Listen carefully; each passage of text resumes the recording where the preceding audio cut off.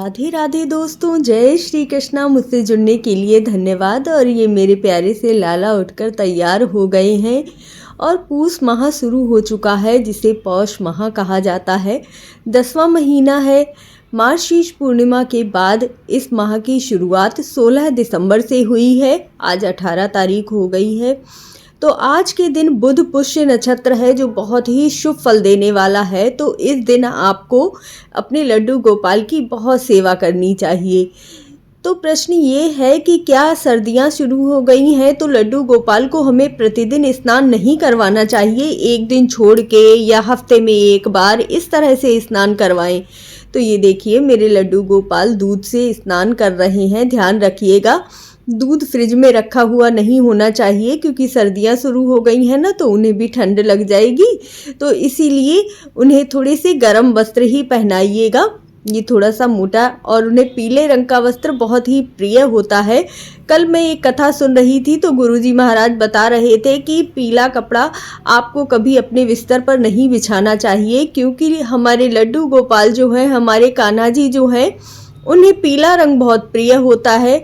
उनकी पीतांबरी पीले रंग की होती है, जो उन्हें बहुत ही प्रिय है। इसीलिए कभी भी बिस्तर पर, तकिए पर पीला रंग प्रयोग नहीं करना चाहिए। और मेरे प्यारे लड्डू गोपाल तो इन पीले कपड़ों में बहुत ही सुंदर लगते हैं। यह पौष माह का महीना धर्म, तप, उपवास और साधना के लिए विशेष माना जाता है। इसे छोटा पितृपक्ष भी कहा जाता है। इस माह में पितरों का तर्पण करना, गंगा स्नान करना, दान करना बहुत ही शुभ माना जाता है।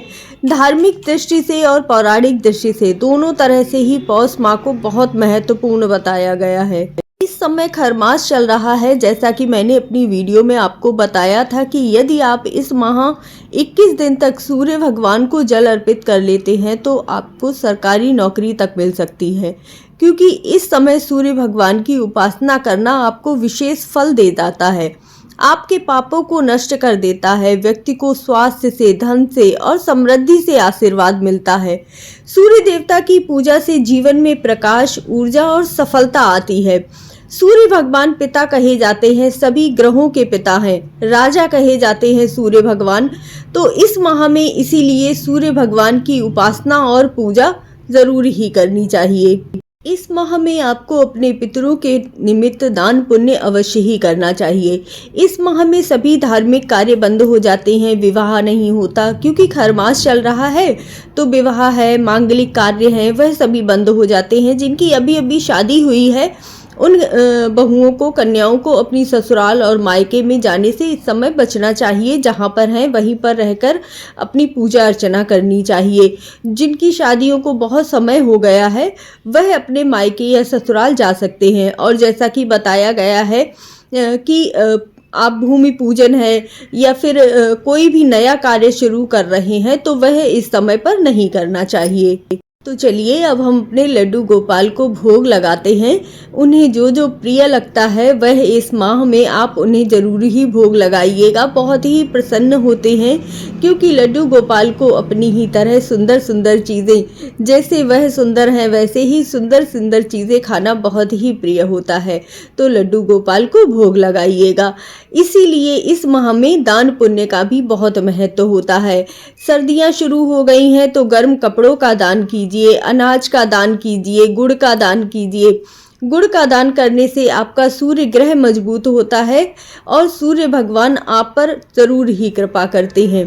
इस माह में भागवत कथा करवाना, रामायण का पाठ करवाना, सत्संग सुनना, हनुमान चालीसा का पाठ करना या फिर सुंदरकांड का पाठ करना, आदित्य हृदयम स्रोत का पाठ करना बहुत ही शुभ माना जाता है। मैंने सुंदरकांड के पाठ की बहुत सारी वीडियो डाली हुई हैं, तो आप वहां जाकर सुंदरकांड जरूर सुन सकते हैं।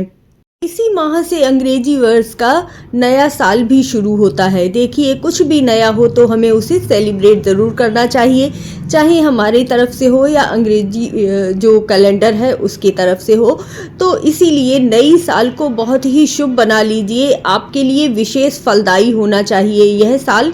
इस तरह से आपको यह महीना आपको इस तरह से पूजा अर्चना करनी है कि नया साल आपका बहुत ही अच्छा जाए।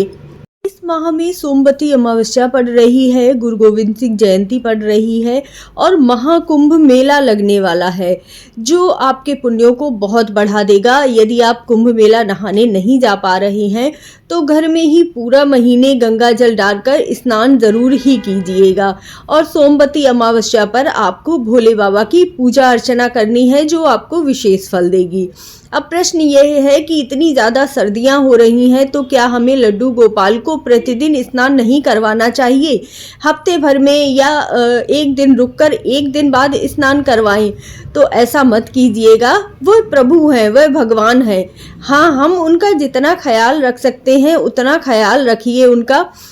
थोड़ा सा गर्म पानी करके उन्हें स्नान करवाइए। पीने के लिए भी उन्हें थोड़ा सा गर्म जल दीजिएगा। भोजन में अच्छी अच्छी गर्म गर्म चीज़ें बनाइएगा, जिससे कि लड्डू गोपाल आपके प्रसन्न होते हैं। आपका भाव जितना अच्छा होगा उतने ही लड्डू गोपाल आपसे प्रसन्न